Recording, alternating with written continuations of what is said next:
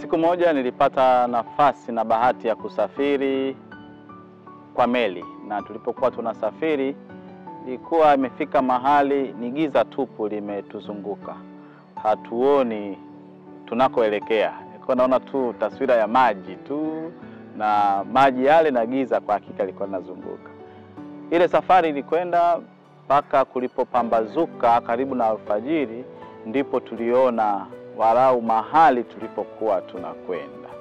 Na tukaona baadhi ya ndege waliokuwa kwenye meli wakianza kulia, yani kutoa milio yao na kuimba kwa furaha. Na kisha tuliingia alfajiri pale tulipokuwa tunakwenda. Hakika tulipokewa na milio mizuri sana ya ndege. Uzuri wa fumbo la ufufuko. Uzuri wa mwanga angavu ambao unapotoka unaamsha viumbe vyote, vinakuwa na matumaini mapya.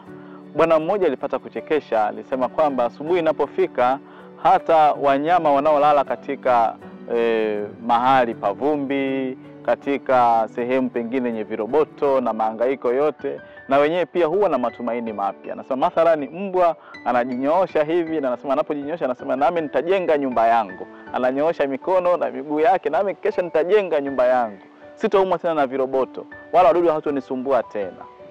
Namna hii ya matumaini ya viumbe hivi ndiyo matumaini yanayopaswa kujaza moyo wangu na moyo wako tunaposhangilia Pasaka. Siku mpya imetung'aria leo. Mwanga mpya umetujia. Lakini matumaini haya yanasadifiwa na kuongozwa kwa wale wakina mama jasiri waliotoka na kwenda kukutana na huo mwanga angavu na kushuhudia na kufumbuliwa fumbo la Pasaka.